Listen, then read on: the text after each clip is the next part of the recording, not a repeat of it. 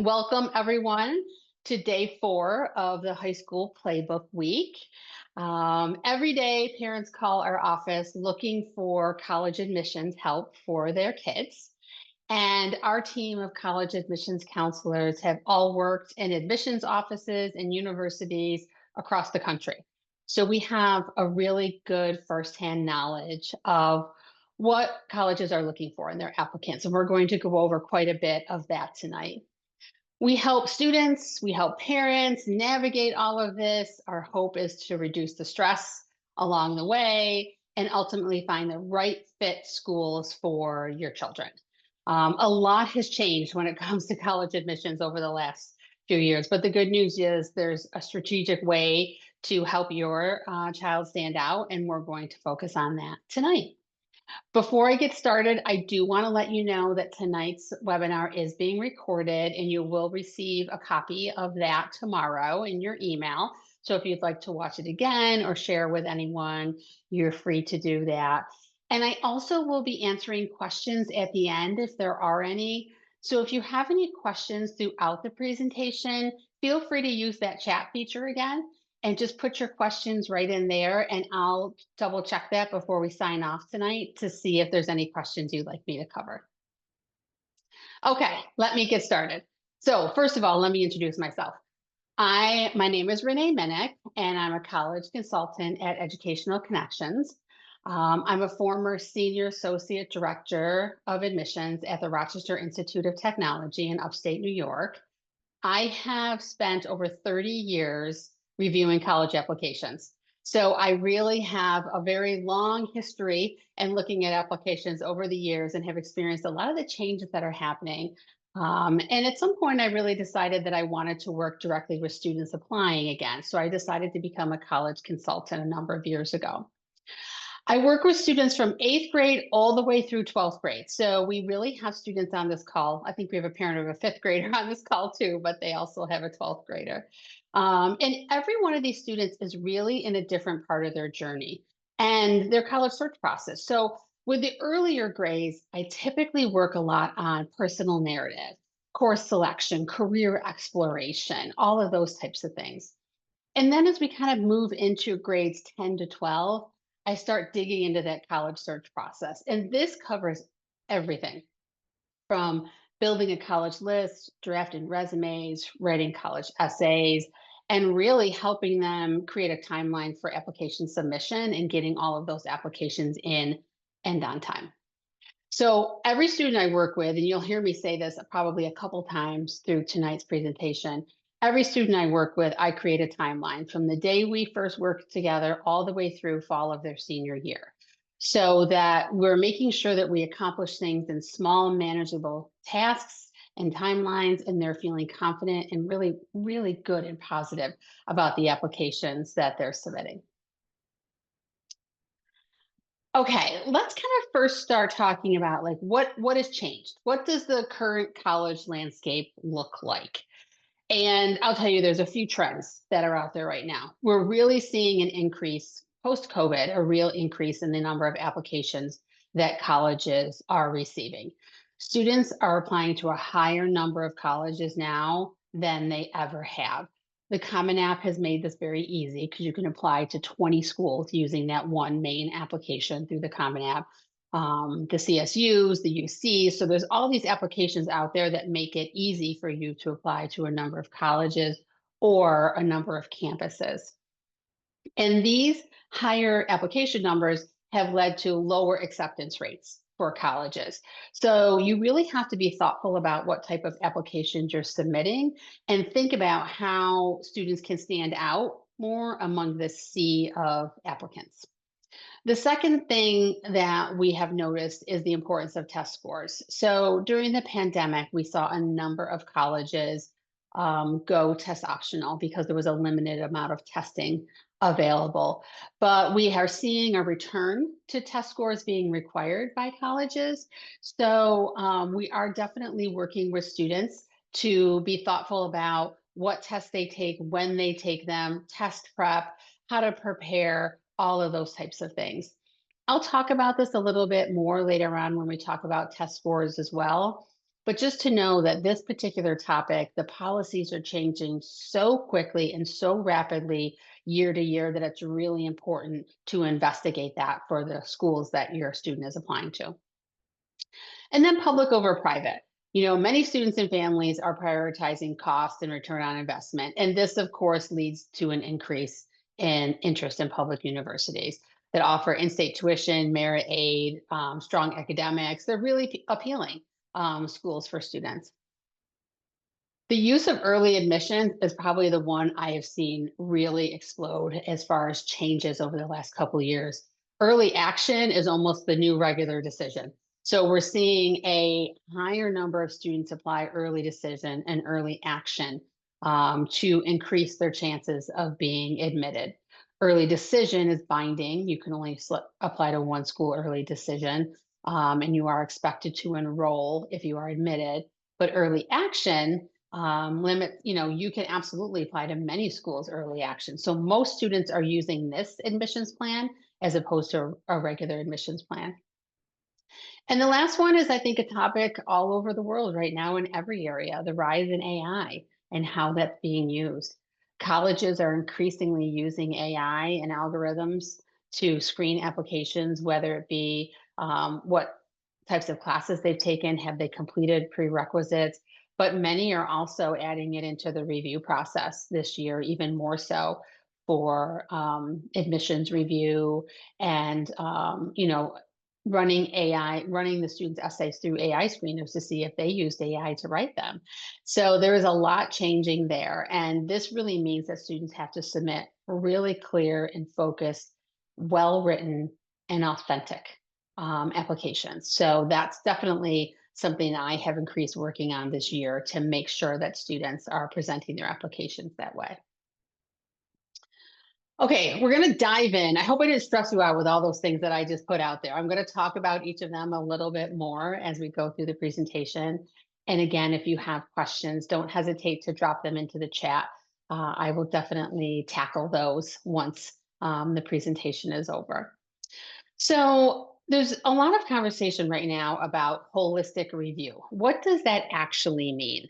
So when a college has a holistic review process, it means that they consider the whole person, not just academic metrics like GPA or test scores.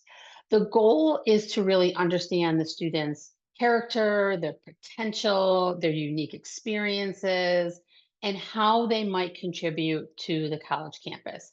And so for most students, this type of review process is very attractive. It gives them an opportunity to add things in, especially if their academic transcript or background isn't exactly what they hoped. So the question really is, what is considered outside of your transcript and your GPA? Things like your essay, letters of recommendation, extracurricular activities, leadership roles, work experiences, how you've contributed to your community, and also things like personal background and life changes. And this can be really helpful if a student has had some things happen outside of school that may have impacted their schoolwork. So, this is a really beneficial type of admission review for students if they don't have the strongest GPA or they're choosing not to submit their test scores. This is a really nice way to add in some richness to their application. So when colleges are looking at applications, there's really kind of this great little triangle. I really like this image because I think it is very, very true. The base of this triangle is really grades and program rigor. I mean, this is really the most important fundamental thing that colleges are looking at when they're looking at an application for admission. Colleges want to see consistent academic performance. It's not just about a high GPA. It's also about having strong rigor, advanced classes, how challenging your coursework is. They look at all of that. Are you taking AP, IB, dual enrollment, honors courses? Doing these things can really show academic drive and college readiness, even if it results in a little bit of a lower grade. So it is okay to take that advanced class and get a B plus instead of taking a basic level class and getting all A's. They want to see students that have challenged themselves. And one thing that I think people forget at times is that really, when colleges are looking at academics and program rigor, for the vast majority of colleges across the country, I'm not talking these super high selective colleges, but I'm saying, the selective colleges, moderately selective colleges, they're really looking to see if the student has proven academically that they can be successful at their college. That is the goal. Do I think the student can take the classes at my college and graduate with a degree? So that this whole base of academics and program rigor is so important. Then you move to the next level, community contribution and depth of engagement. So this is really about what kind of activities have you done? What have you gotten involved in? It's not about joining every single club, but it's about making a difference at a few of them. My students that I work with hear me say all the time, depth over breadth. So I would rather them get involved in 3 to 5 clubs and stick with them, grow within them, stay with them year to year, take on leadership positions instead of having 10 or 12 that they've done for an hour sophomore year. Really want to see students kind of committing themselves, showing empathy, showing initiative, and showing this service minded mindset, because a lot of colleges really like to see that as well. And then at the top is authentic character. And this is important. The application really wants to be authentic. I say this all the time. It wants to be true, it wants to be authentic. Don't try to figure out what you think the admissions committee wants to hear.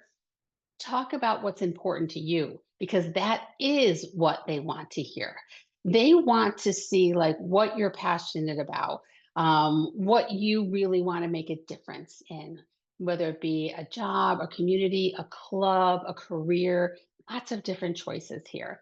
But they will see this through your essays, your letter of recommendation, interviews, if you have the opportunity to interview. So this is kind of at the top, but all of these things are important, but it just kind of gives you an idea of the level of importance in the admissions application. Okay, so let's kind of switch gears and talk a little bit about what makes a student unique.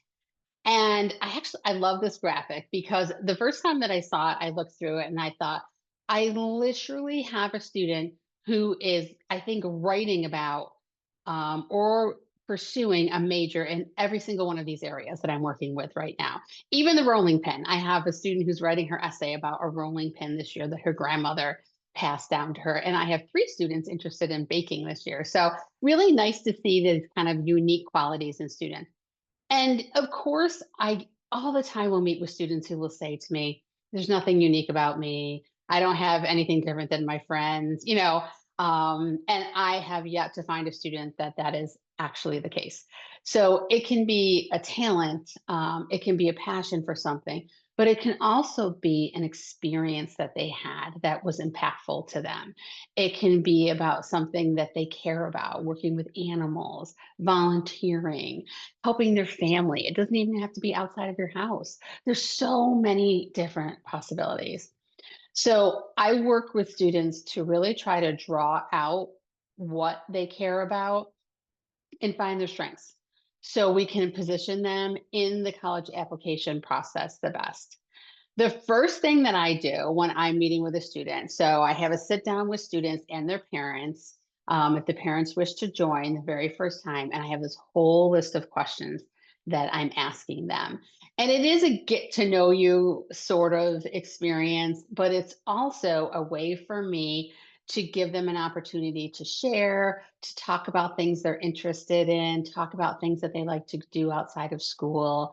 And I do like to have the parents there as well, at least one of them, because I find that a lot of high school students are not great at like tooting their own horn and telling me about some interesting things they've done. But the parents often will kind of interject, and then I can ask more about that. I learned so much in this first meeting, and I'm always like furiously writing notes. because I want to make sure that I have that ability to go back and reference and say, "Oh, remember when you told me this?" or "What about this?" And sometimes they don't really realize that that's interesting or unique about them. And I get actually a lot of great college essay ideas from this first particular meeting. Okay, so next one is take an assessment. So if they're open to it, I have just about every student I work with take an assessment. I think they actually can be really fun, and students enjoy them once they get into them. So we use an assessment tool called AchieveWorks, and there's four different assessments: personality, intelligences, learning and productivities, and the last one is skills. So when students take these, not only do they learn something about themselves, but it also helps me understand who they are and how I can best support them, particularly the personality one. I find that one very interesting. And it is super helpful for me as I'm working with students. But one of my favorite things about the assessments that we use is that it also suggests possible academic majors and career paths. And this is especially important for those students who are feeling undecided. I have a lot of students in 8th through 10th grade that are feeling undecided, but that almost seems like a normal time to be undecided, and they're not stressed about it. Once we get into 11th grade and working with students who are juniors, they don't know what they want to major in yet. They start feeling stressed. So, this is a time where we can have them take these assessments. They're about 15 to 20 minutes each, so they don't take very long. And then it gives us a jumping off point to talk about, well, here's where we saw your strengths, here's some possible careers, and then start having some conversations about how we explore those careers and how we go about leaning into that. The role of course selection has become pretty significant over the past few years. I will tell you, this is something I talk about with every student I'm working with, whether they're in ninth grade or 11th grade, because course selection kind of builds on itself. So it's really important that a student selects the right courses or the best courses for them early on in high school so that they have the ability to take the highest level classes later on in high school or explore different things they're interested later on in high school. There's also a lot of colleges right now that have specific prerequisite courses a student has to take in order to be admitted. And I'll give you an example of that. I read engineering applicants for many, many years, and engineering students are required to take chemistry and physics in high school. And I can't tell you how many students were denied admission simply because they didn't have a prereq.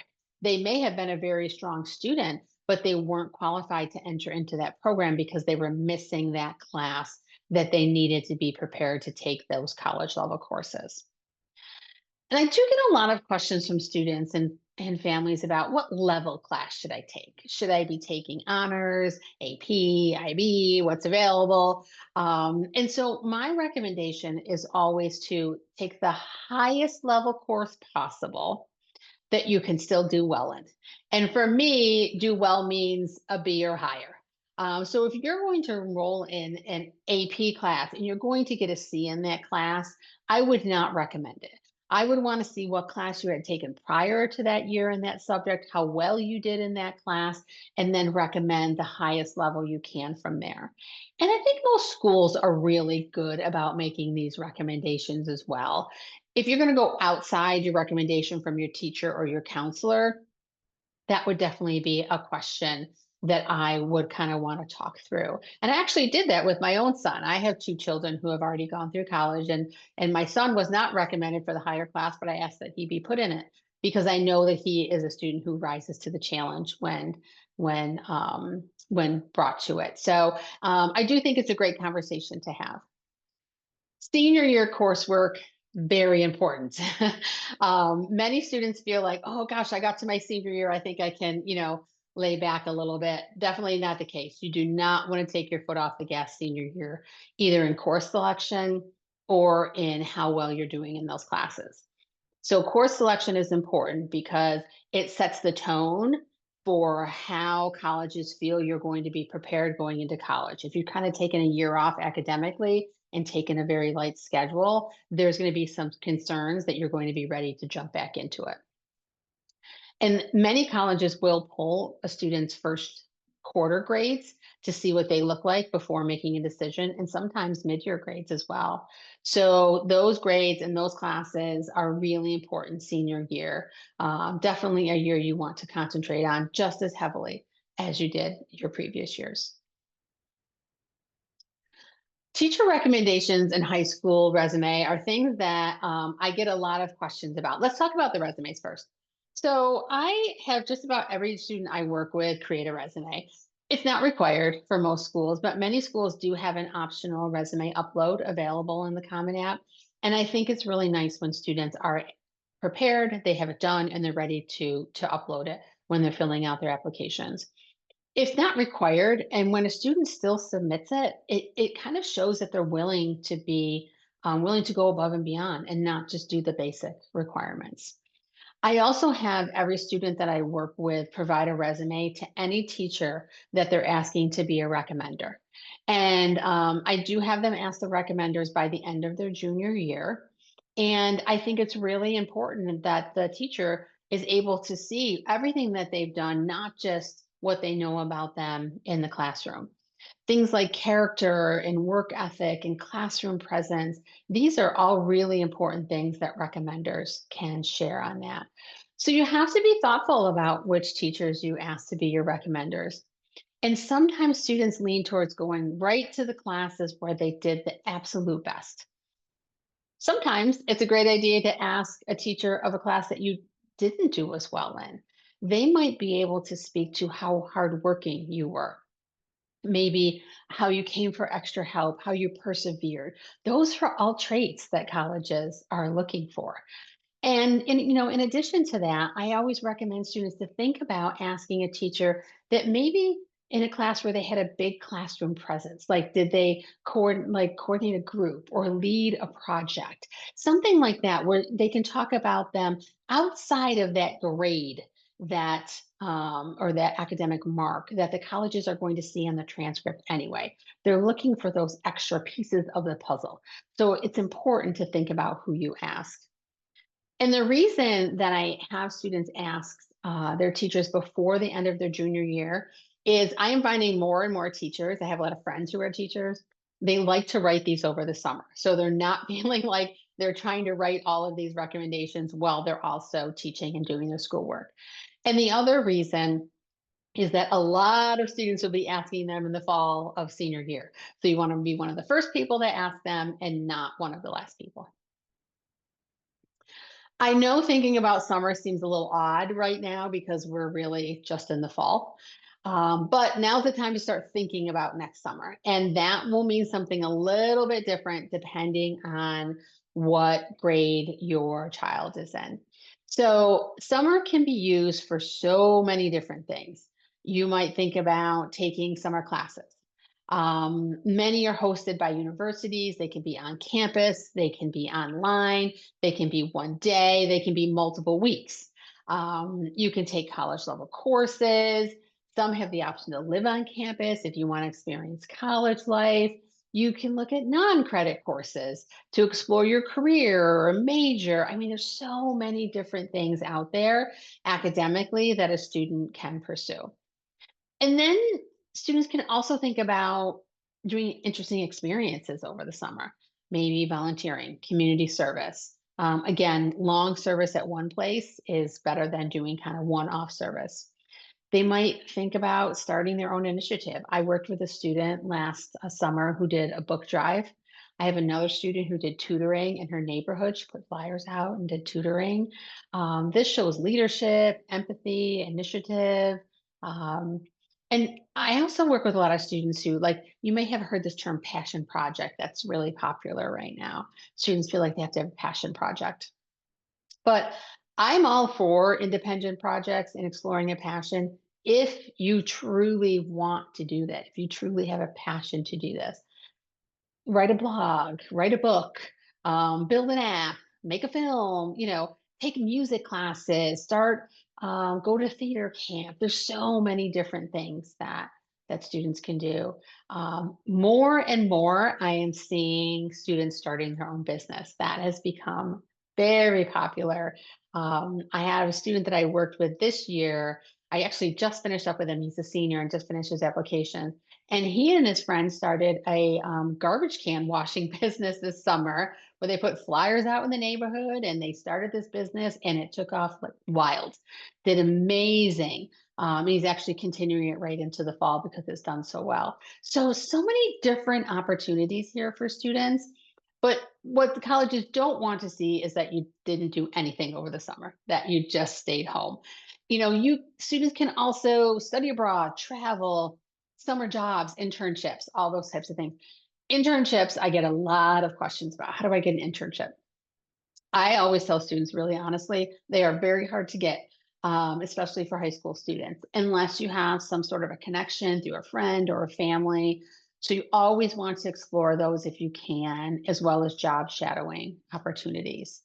Um, but you can also get a part-time job. I mean, those are really, wonderful to explore as well. It's a great way to show you have good work ethic, good time management skills.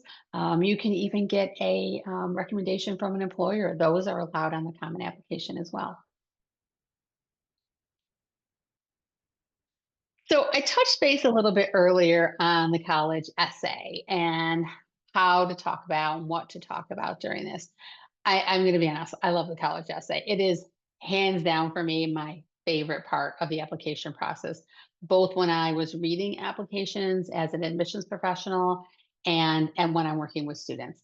The common application essay, or really any essay that the student has to write, is literally a free space for students to share who they are, what they want to become, what they care about, and what they're going to bring to campus.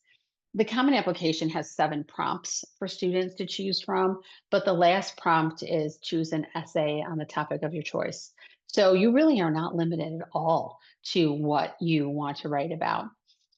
When I was an admissions counselor, the way that I would approach my application reading was that I would read through the actual application first. I would look at the students' activities, and then I would read their essay, and then I would look at their transcript.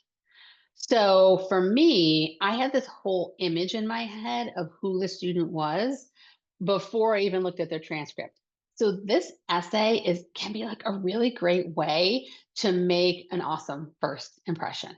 And the topics can be about anything, and that almost can be overwhelming to a student.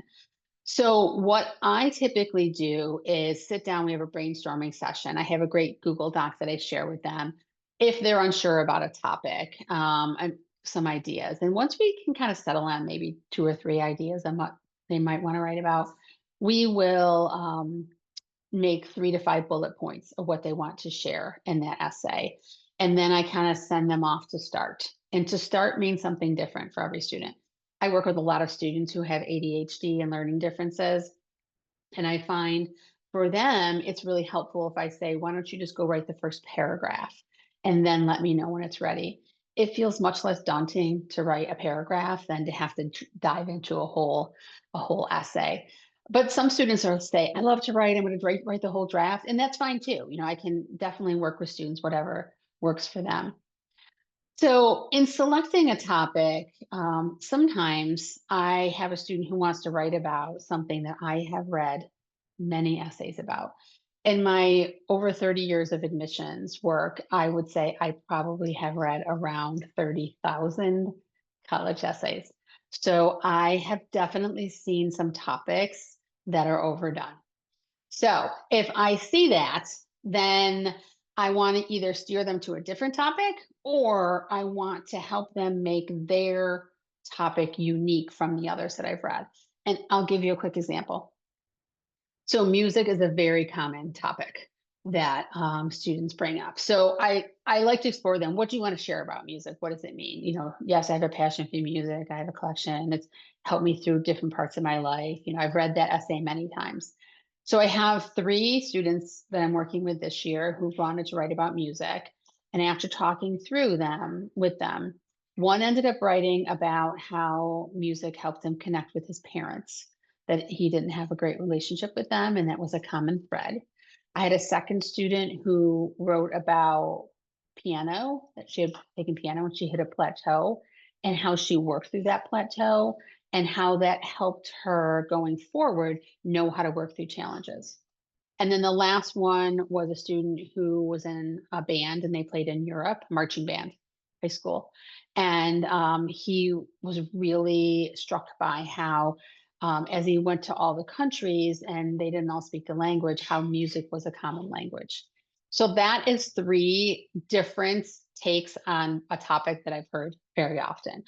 So I like to kind of work with students to make it their own. I want to be their own authentic voice, but also something that makes them stand out. I don't want an admissions officer to read it and say, oh, yeah, I've read an essay just like this. We really want to make sure that it's well written and draws them right in. I did say earlier that we were going to talk a little bit about testing tonight too, and there are a lot of questions around SATs and ACT scores when you're applying to colleges. There's definitely times when submitting test scores can be a positive to an application and times when it can be a negative to an application.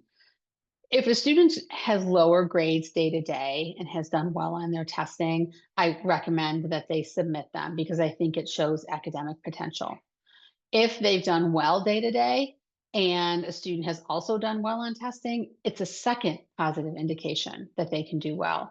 And then you have the reverse side. Maybe a student has done well day to day, but is not a strong test taker. If it's not adding something to their application or their transcript is a better indication of their academic potential, then I have them not submit test scores if the school is test optional. So oftentimes I get a question from students, should I submit them or shouldn't I? And they want this blanket answer across all the schools, but it doesn't really work that way. We look at each school individually that they're applying to, check out what the middle 50% of their test scores are. We also look to see where the students' test scores fall within there. And we also look at their test scores in comparison to their grades. There's a lot of factors I use here, and I help a student make a decision about whether they will submit test scores or not. And that might mean yes for school A and no for school B. So that's a whole meeting in and of itself. When I'm working with students, we kind of sit down and talk through that together. So there's a lot of questions right now about which test is best, which one should I take? The answer is it always depends on the student. So let's talk a little bit about the differences between the SAT and the ACT. Many of you may have heard that the ACT underwent some significant changes this year. They just rolled out a new test, a new format, a new length of test, pretty much everything changed. And that rolled out in September. For the first time now, they're also the science portion of the ACT is optional. So there's some choices students need to take when they're making these decisions. The SAT is just a math and a reading section. It's 2 hours and 24 minutes. It is has a few less questions than the ACT, and the SAT is predictive, meaning you take the first half of the math questions, and depending on how well you did in that section, you will get different questions on the second half. So if you did well on the first half, you'll receive more challenging questions on the second half. And this is the case for the reading section as well. The ACT has a few more questions, but I hear from students and I understand from students that the questions are asked in a way that's very similar to the questions that are asked on a high school test. So sometimes for students, they prefer this type of testing and the way that the questions are asked. I will tell you, colleges do not prefer one over the other. Students can absolutely choose one or the other, but we do recommend that students only choose one path. So what I find is many students take the PSAT as part of their high school sophomore year, maybe junior year. And then I'll ask them, how did you like the format of that? Did that work for you? Did it feel comfortable? Or were you like, I don't like this test and I want to try something new? If they like the format of that, I have them stick with the SAT. If they want to try something new, then I recommend trying the ACT. But I don't recommend prepping for both types of tests. I recommend kind of picking a lane and staying in that lane, but it might take a little bit of navigating for to make a decision about which lane you're going to go in. The other question I get a lot about testing is, when do I prep? When do I do test prep? So our recommendation is that students do test prep between the summer between sophomore and junior year. This really gives them the opportunity to do test prep without the competing priorities of their schoolwork as well. And that seems to have worked the best for students. Can you do it during the school year? Of course you can, absolutely. But we are finding that students are preferring and really getting a lot out of doing the test prep during that summer. Match versus fit is the topic that I talk about with students every time I take on a new student and we're building a college list. So, match means, do you match well with the college academically? Is it a good academic alignment? How well does the student's academic profile, their GPA, test scores, coursework, align with the college's typical admitted students? My job is to think about match. I want to provide a student with a list of schools that I feel they are a good match to, so that they have schools where they are likely to be admitted, and schools maybe that are a little bit of a reach, and schools that are a good match for them. Students have to worry about fit. Is this a good fit for me personally, socially? Does the school match my personal preferences, my learning style, my values, my goals? Is it the right size campus? Is it the right location? Is it the right diversity, student makeup? Do they have support services that I need? Do I like their extracurricular life? Those are all things that a student has to consider. So finding the right fit, what I'm really trying to do here is build a list of colleges that are both a match and a fit. So that students have a list of colleges that I feel they are academically admissible or competitive to, but they also can see themselves there for 4 years. And to be honest, this is probably the thing that takes the most amount of time in the college search process, is really researching schools. I can provide list upon list to students of where I think they would be a good match. But it does take time for students to do the exploration, to look at websites, to go on campus visits, to attend webinars, all those types of things to decide if it's the right fit for a student.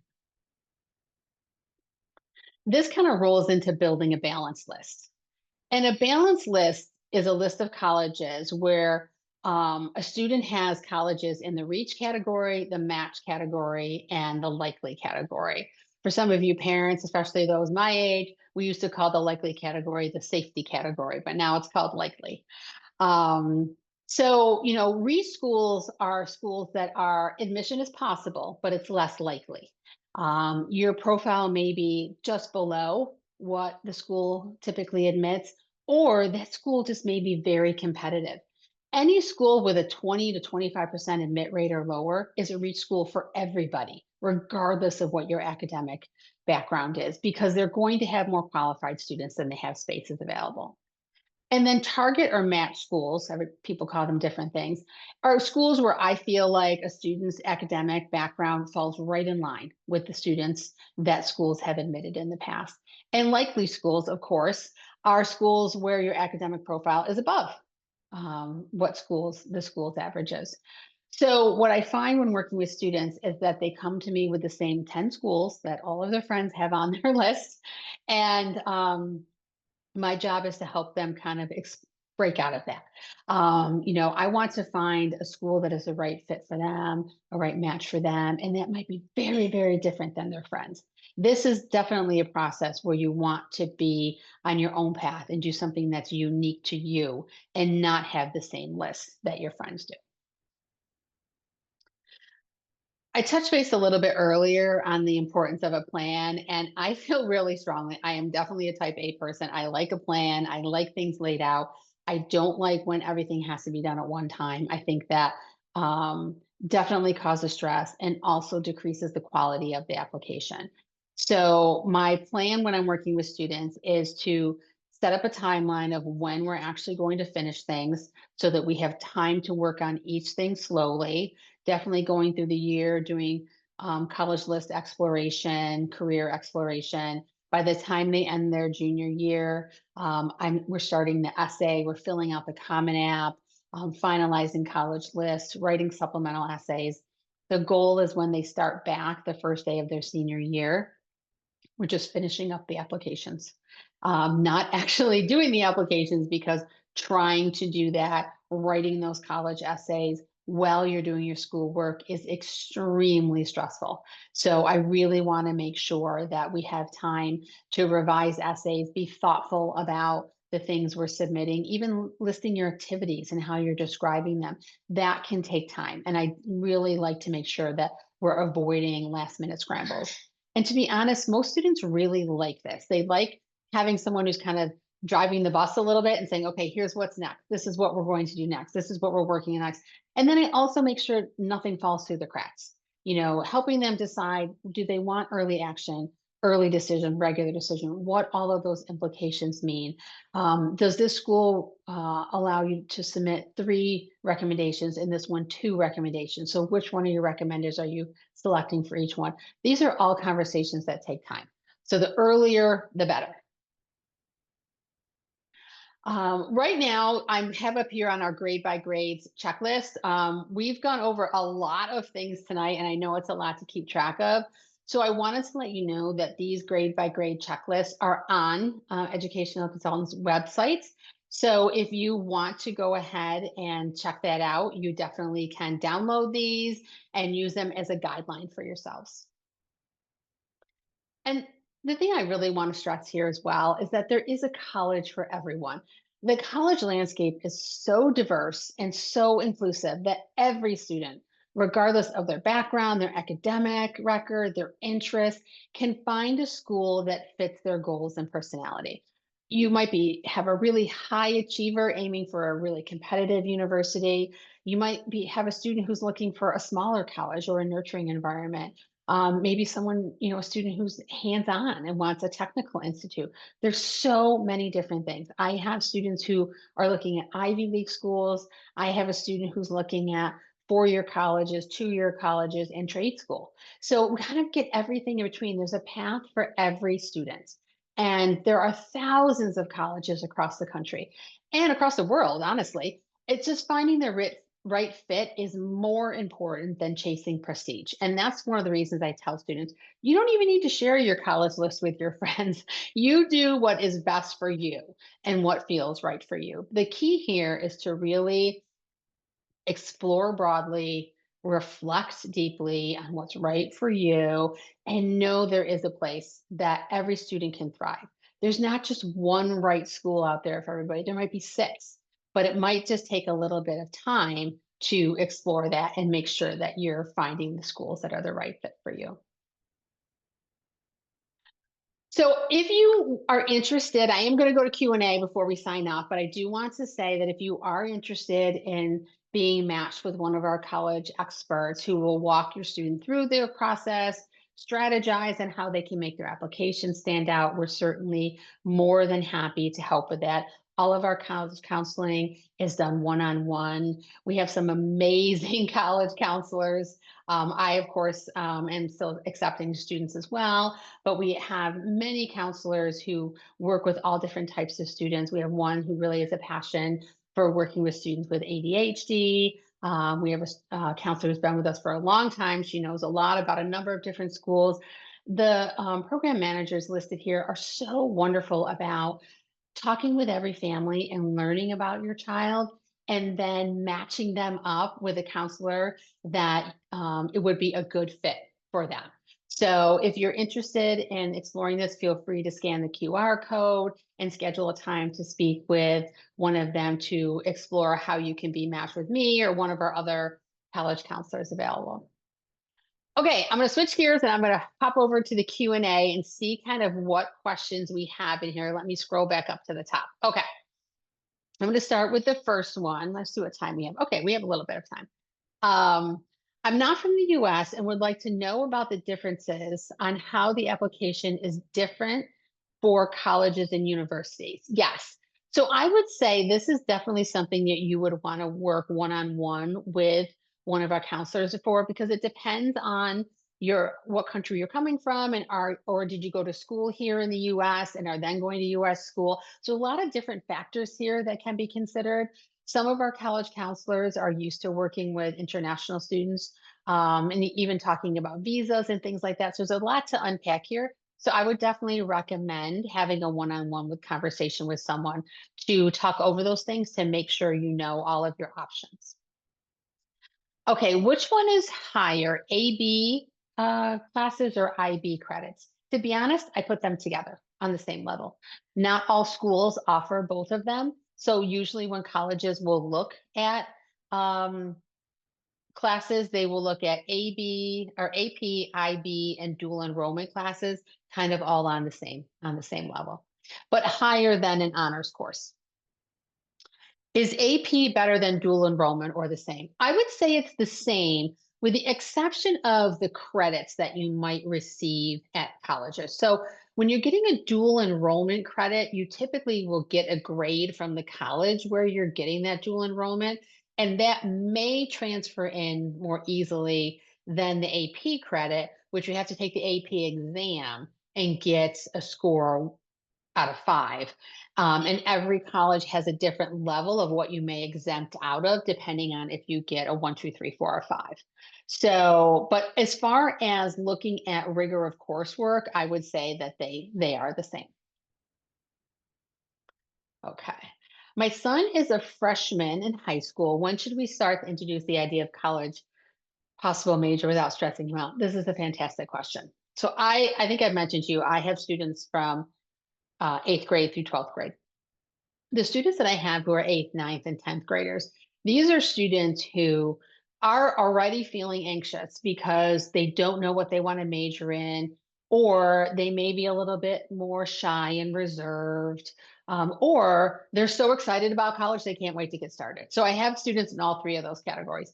For the students who don't know what they want to do, I love working with them early on. I really think it makes them feel empowered to be able to start the exploration. They feel more in control of the process because they are doing something actively to get to the end goal.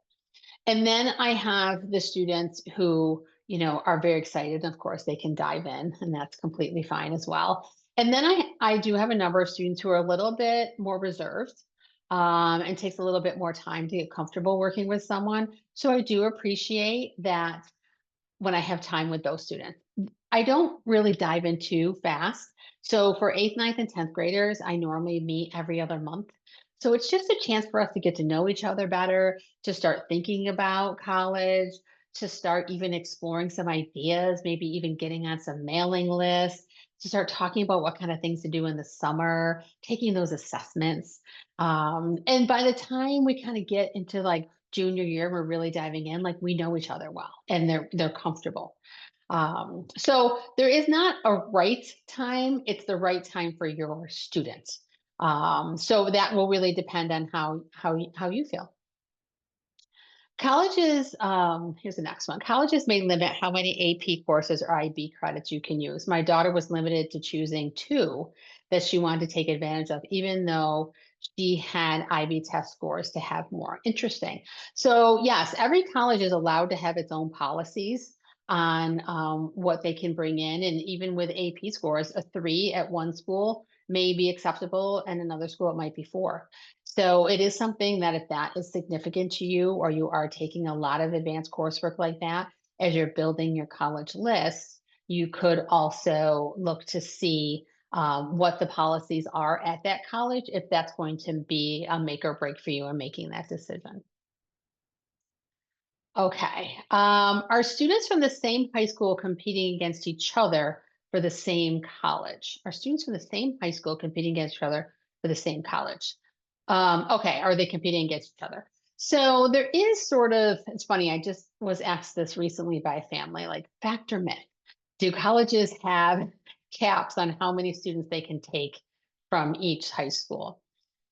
To my knowledge, I will say I have never heard of a college that has said we can only take 8 students from this high school. I will say for some of the public universities, they are required to take students from across the state. They want to have a good makeup. But I have never heard of a school that has a cap on what the number of students that they can take from each high school. SAT or ACT, not both. That is my recommendation. I'm completely fine if a student wants to take an SAT and take an ACT and decide which one they prefer, but we do not recommend that they do a full prep and a full course of testing for both of them. Typically, students will take their SAT or ACT 2 to 3 times. So once they've decided which test they want to take, which format fits them better, then we recommend they pick that one lane and stay within that lane. Okay, let's see. I think I have answered all of the questions. Let me just scroll down to the bottom. Yep, looks like we're good. Okay. I want to thank everyone for coming tonight. It was so nice to have all of you here. I appreciate the time that you took out of your evening. And I also appreciate all the questions that you put into the chat. If you have any follow-up questions, please don't hesitate to reach out. And again, you will receive a recording of this video tomorrow in your email. And if you have any questions or would like to meet with one of our college consultants, don't hesitate to reach out. Thanks so much, everyone, and hope you all have a great evening.